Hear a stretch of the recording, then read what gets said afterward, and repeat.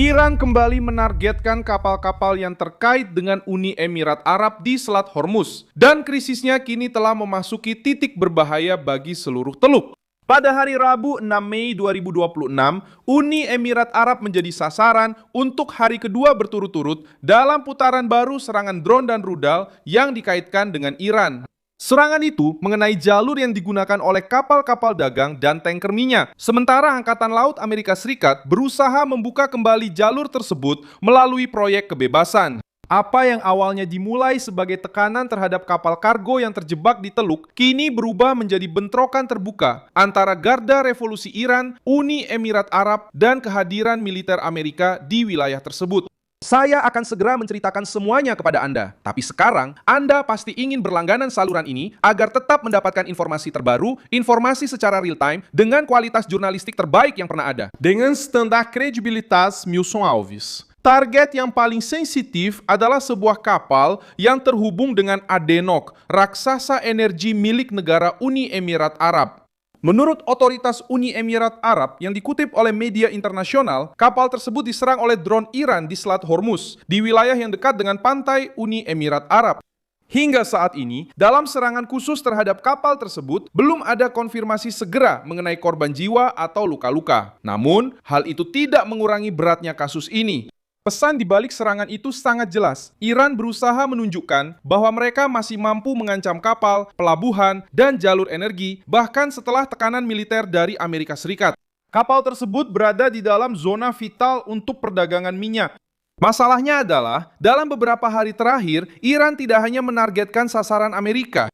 Iran juga melancarkan serangan terhadap kapal dan infrastruktur yang terkait dengan negara-negara tetangga dalam upaya untuk menebar ketakutan, menghambat pelayaran, dan memaksa negosiasi dari posisi yang tidak terlalu lemah. Respons Emirat melampaui apa yang diperkirakan karena Abu Dhabi tidak lagi menganggap kasus ini sebagai peringatan yang jauh, melainkan mulai bertindak sebagai negara yang diserang secara langsung.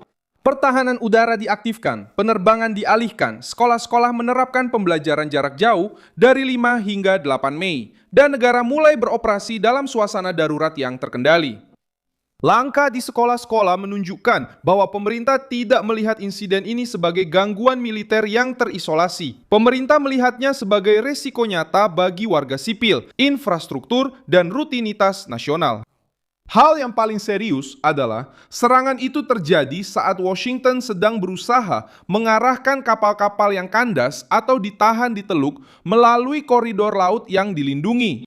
Proyek kebebasan diperkenalkan oleh Trump sebagai operasi untuk membimbing kapal-kapal melewati Selat Hormuz dan menunjukkan bahwa Garda Revolusi tidak memutuskan sendiri siapa yang boleh lewat dan siapa yang akan ditahan.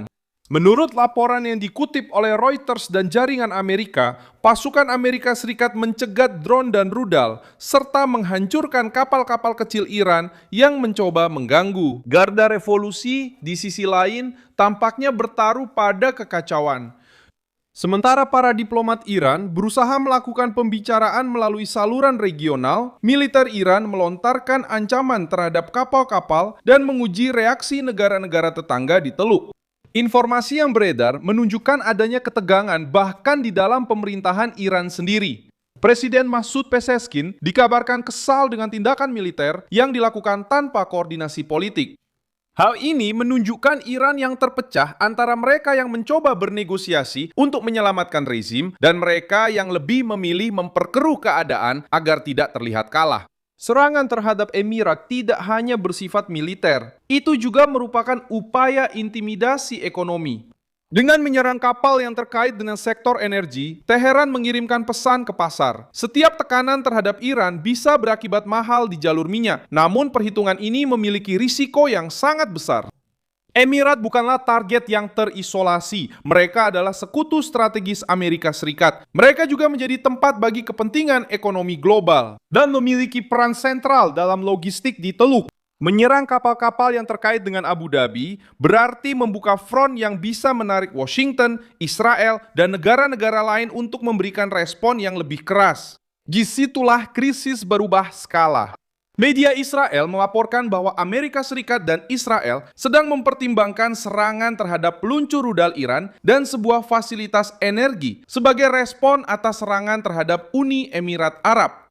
Pada saat yang sama, Trump memutuskan untuk menghentikan sementara sebagian dari proyek kebebasan dengan mengatakan bahwa dia masih berharap untuk mencapai kesepakatan dengan Teheran tanpa mengurangi tekanan terhadap pelabuhan-pelabuhan Iran.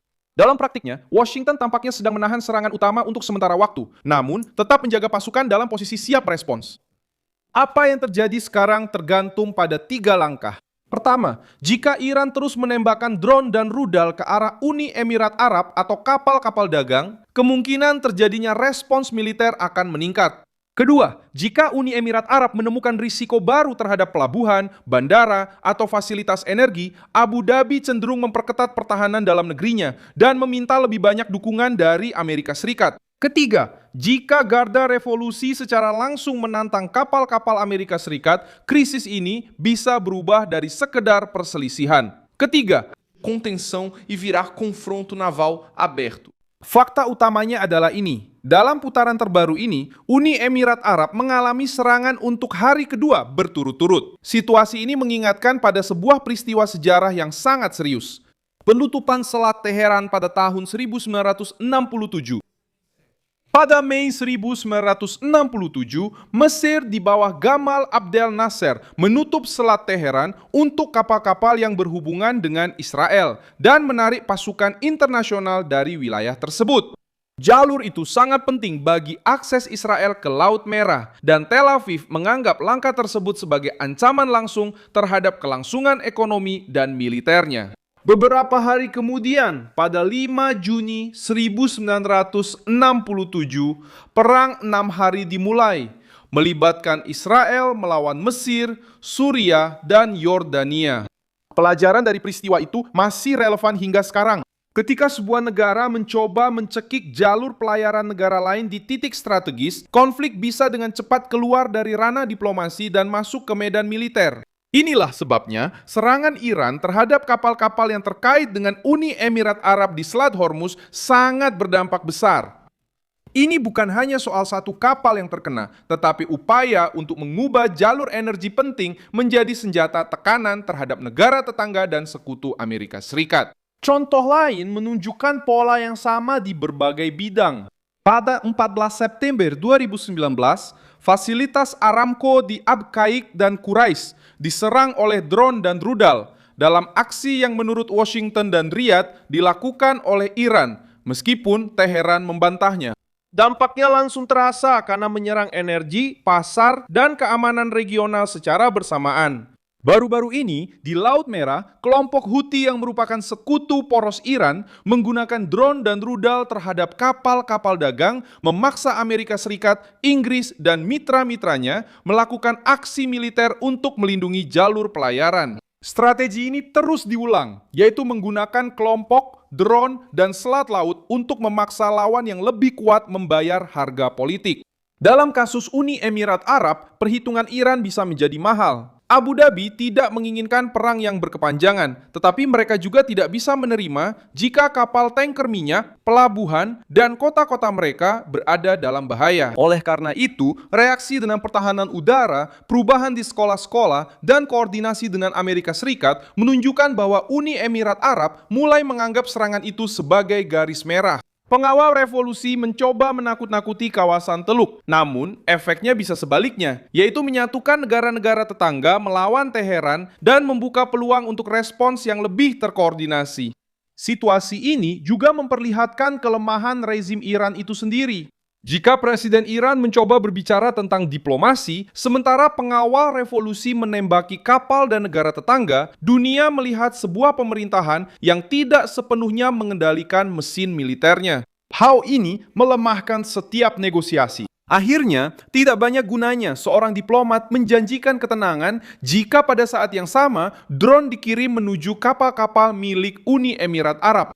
Pertanyaan yang tersisa adalah siapa sebenarnya yang berkuasa di Teheran? Pemerintah yang bernegosiasi atau kekuatan bersenjata ideologis yang lebih memilih mempertaruhkan segalanya dalam konfrontasi?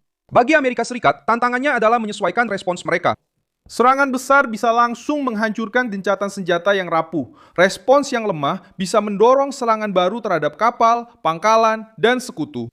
Itulah sebabnya Washington berusaha menyampaikan dua pesan sekaligus. Masih ada ruang untuk kesepakatan, tetapi Angkatan Laut Amerika tidak akan meninggalkan jalur Hormuz. Inilah bagian yang paling sensitif saat ini.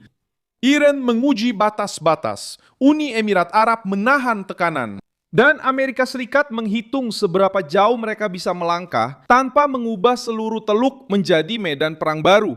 Saya Milson Alves, seorang internasionalis, dan tujuan saya adalah membuat Anda tetap mendapat informasi yang benar setiap hari. Tautan berita ada di deskripsi video. Sukai video ini, berlanggananlah ke kanal, dan di akhir nanti, lihatlah komentar agar Anda bisa lebih terlibat dengan komunitas Milson Alves.